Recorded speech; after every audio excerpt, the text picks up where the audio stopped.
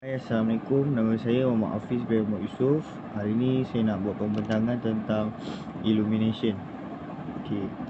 Tajuk saya adalah pengiraan menggunakan cara lumen. Okey, yang pertama kita ada formula dia untuk mengira bilangan lampu ni. Formula dia E darab A bahagi dengan I darab UF darab MF. So E tu apa? A tu apa? Okey. So saya akan terangkan. N tu maksud bilangan lampu, E tu nilai lux, A tu luas, L tu lumen, jumlah lumen, UF tu faktor utility dan manakala MF adalah faktor maintenance. Okey, contoh pengiraan. Sebuah bilik berukuran 18 meter kali 15 meter memerlukan pencahayaan pada aras kerja 330 lux. Tinggi lampu yang dikehendaki adalah 3 meter dari aras meja. Lampu yang dicadangkan adalah lampu pendaflor dengan 80 watt dan 4800 lumen. Kirakan bilangan lampu. So UF dengan MF dia dah bagi. UF dia 0.6 manakala MF adalah 0.95. Okey. Berpadukan dengan formula tadi. So E darab A, E tu adalah nilai lux. So nilai lux dia 330. So darab dengan luas 18 meter kali 15 meter luas dia. Lepas tu bahagi dengan jumlah lumens darab UF dengan MF. So dapat jawapan 32.75. So kita bundarkan dapat 33 bilangan lampu. Okey, sekian, terima kasih. Assalamualaikum. Nama saya Muhammad Saiful Nizam Muhammad Nizam akan membuat pembentangan tentang tajuk lumen. Tajuk saya ialah sumber cahaya elektrik. Sumber cahaya elektrik mempunyai dua sumber, iaitu sumber cahaya semula jadi dan sumber cahaya cipta jadi. Pencahayaan semula jadi ataupun natural, definisinya sinar siang yang tidak menggunakan apa-apa bantuan sumber lain. Sumbernya cahaya matahari, cahaya dari langit. Faktor penerimaan cahaya semula jadi pada sesuatu ruang. 1. Kecerahan semula jadi. 2. Saiz, bentuk dan kedudukan tingkap. Pembalikan daripada permukaan dalaman bilik. Nombor 4. Pembalikan dan halangan daripada objek luar. Pencahayaan cipta jadi pula ataupun artificial. Sumber sinar yang terhasil secara elektrikal yang melibatkan komponen dan suis. Faktor pemilihan pencahayaan cipta jadi. Yang pertama, kuantiti cahaya. Yang kedua, kualiti pengarahan. Yang ketiga, sifat fizikal. Yang keempat, kualiti warna. Yang kelima, kos. Dan yang keenam, penggunaan tenaga. Hello, Assalamualaikum dan selamat sejahtera. Hari ini aku nak terangkan satu topik iaitu Introduction of Neon Lighting System. Okey, pendahuluan mengenai pencahayaan. Sebuah pancaran elektromagnet yang dapat memantul, menembus, membias, menyerap dan dapat terlihat oleh mata. Okey, pencahayaan merupakan salah satu faktor mendapatkan keadaan lingkungan yang aman dan nyaman. Pencahayaan yang baik juga mungkin dapat kita melihat objek-objek yang dikerjakan. Pencahayaan neon. Pencahayaan neon ini yang terdiri daripada tiup kaca ataupun mentol elektrik yang bercahaya terang, yang mengandungi neon yang jarang ditemui atau gas lain. Ianya juga sejenis lampu pelepasan gas katod sejuk. Apakah bahan yang digunakan oleh pencahayaan neon? Okey. Bahan yang digunakannya adalah tiup kaca yang tertutup dengan elektrod logam. Di setiap hujungnya diisi dengan salah satu daripada sejumlah gas pada tekanan rendah. Potensi tinggi berapa ribu volt yang dikenakan pada elektrod mengionkan gas di dalam tiup menyebabkan ianya memancarkan suatu cahaya yang berwarna. Antara contoh gambar pencahayaan neon dia ada dekat situ, dekat slide. Awak boleh tengoklah. Bagaimana warna dan lampu yang terjadi? Warna pada lampu yang terjadi ni bagaimana? Ianya terhasil disebabkan oleh gas dan bahan kimia yang tertentu untuk menghasilkan warna di dalam tiup tersebut. Antaranya ialah kita ada hidrogen, iaitu dia akan menukarkan cahaya itu menjadi warna merah. Helium dia akan menukarkan kepada kuning. Karbon dioksida, putih, merkuri, biru dan sebagainya lah. Itu saja daripada saya. Sekian. Terima kasih. Assalamualaikum. Assalamualaikum, nama saya Muhammad Gawari Zmi Amin bin Ali. Saya ingin buat presentation tentang procedure to installation and testing dalam tajuk emulation. So, procedure to installation and testing perlu rujuk MS 2598-2014 iaitu Minimum Energy Performance Standards, iaitu dalam ringkasan ni ialah MAPS untuk lampu. Jadi pengenalannya ialah standard Malaysia ini dibangunkan oleh kumpulan kerja Minimum Energy Performance Standards MAPS for lamps di bawah kuasa piawaian industri Jawatan Kuasa Peralatan dan Aksesori Elektrik dan Elektronik. MAPS untuk peralatan elektrik telah diperkenalkan di kuat pasaran Malaysia sejak 2009. Sejak itu, pembangunan dilakukan oleh Suruhanjaya Tenaga untuk menempatkan MAPS di dalam Peraturan Elektrik 1994. Pindaan Peraturan Elektrik 1994 memungkinkan penguatkuasaan MAPS dan pelabelan kepada peralatan elektrik yang ditentukan. Pematuhan dengan piawaian Malaysia sendiri tidak memberikan kekebalan dari segi tanggungjawab dan undang-undang. Pertama ialah skop. Standard Malaysia menetapkan piawaian prestasi tenaga minimum keperluan untuk lampu yang boleh disambungkan ke kuasa utama. Lampu seperti itu biasanya digunakan dalam tujuan pencahayaan umum isi rumah termasuk dalam ruang lingkup. Piawaian ini berlaku tidak menyatakan syarat keselamatan. Piawaian ini terpakai untuk produk berikut: lampu panda flow T5 dan T8 kembar, lampu pelindung diri balance tunggal untuk pencahayaan umum perkhidmatan, lampu panda flow tunggal dan bulat lampu panda flow untuk perkhidmatan pencahayaan umum, lampu light limiting diode iaitu LED balance sendiri untuk perkhidmatan pencahayaan dan lampu pijal tungsten filament. Terus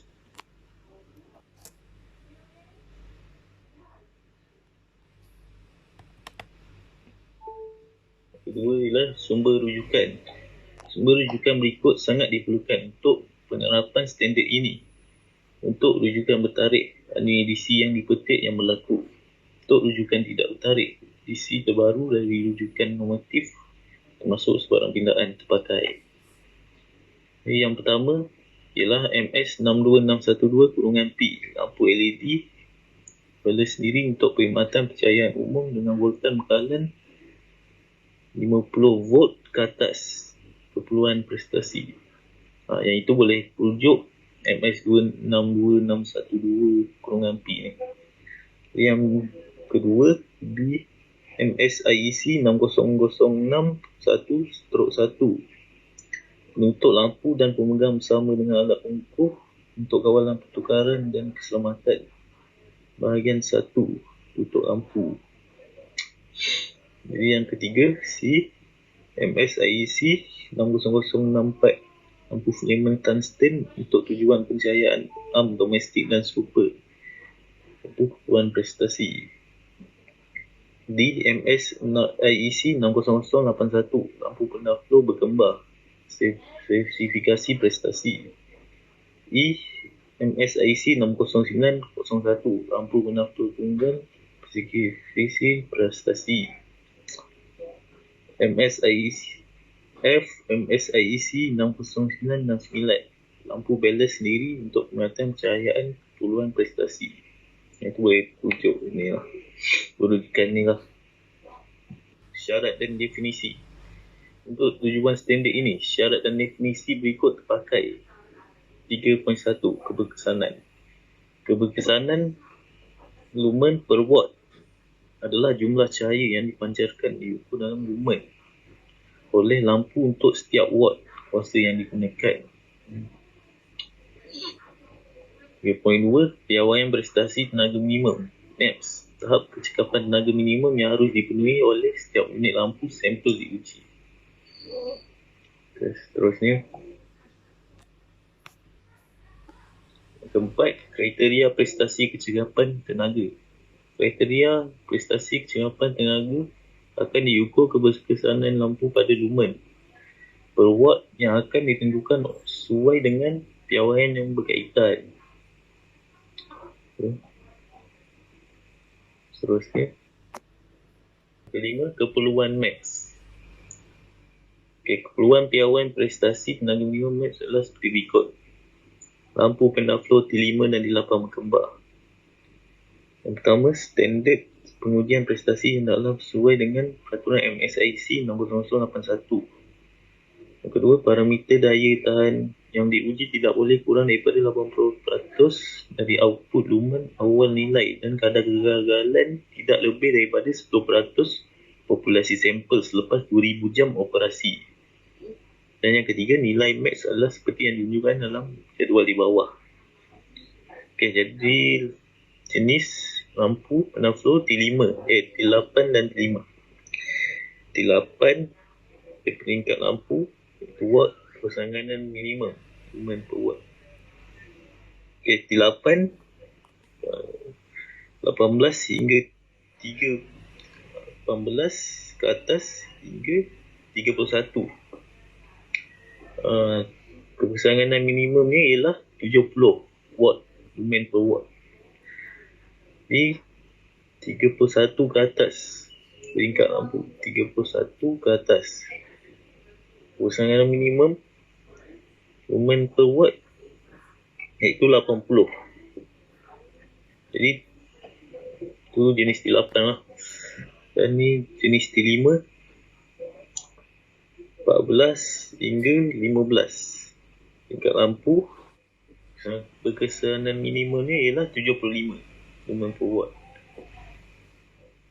15 ke atas 80 kesanan minimum lumen per watt. Seterusnya, lampu pelindung diri balance tunggal. Lampu underflow padat. Kepercayaan umum perkhidmatan. Standard pengujian prestasi hendaklah sesuai dengan peraturan MSIC 609 dan 9. Kena rujuk ni sesuai dengan peraturan ni. MSIC 609 dan 9. Okay. Yang kedua, parameter daya tahan yang diuji hendaklah tidak kurang daripada 80% daripada output lumen awal nilai dan kadar kegagalan tidak lebih daripada 10% populasi sampel selepas 2000 jam beroperasi. Dan yang ketiga, nilai max adalah seperti yang ditunjukkan dalam jadual di bawah. Peringkat lampu ni, nilai max lah ni. Peringkat lampu 9 ke bawah. Kesanan minimumnya 46 lumen per watt. 9 hingga 15. Itu kesanan minimumnya ialah 52 lumen per watt. Kalau 15, tingkat lampunya 15 hingga ke 25, kesanan minimum ialah 55 lumen per watt.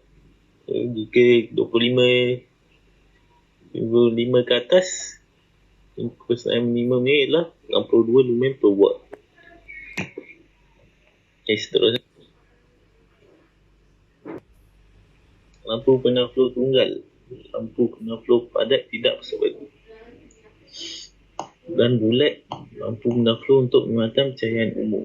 Standard pengujian prestasi hendaklah sesuai dengan peraturan MSIC nombor 9901. Yang parameter daya tahan yang diuji hendaklah tidak kurang daripada 80% daripada output lumen awal nilai dan kadar kegagalan tidak lebih daripada 10% populasi sampel lepas 2 jam operasi. Sama dia dengan yang tadi. Dan nilai max seperti yang ditunjukkan dalam jadual di bawah. Tingkat lampu untuk lampu underflow tunggal ni, iaitu lampu underflow padat tidak bersabadu. Tingkat lampu ni ialah 10 ke bawah. Kesanan minimum ni ialah 46 lumen per watt.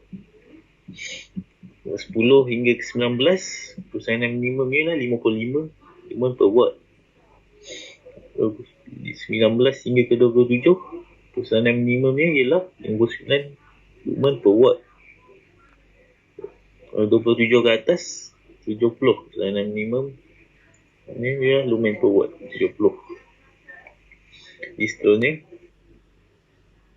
lampu diode pemancar cahaya iaitu LED berlaku sendiri untuk penglihatan cahaya umum.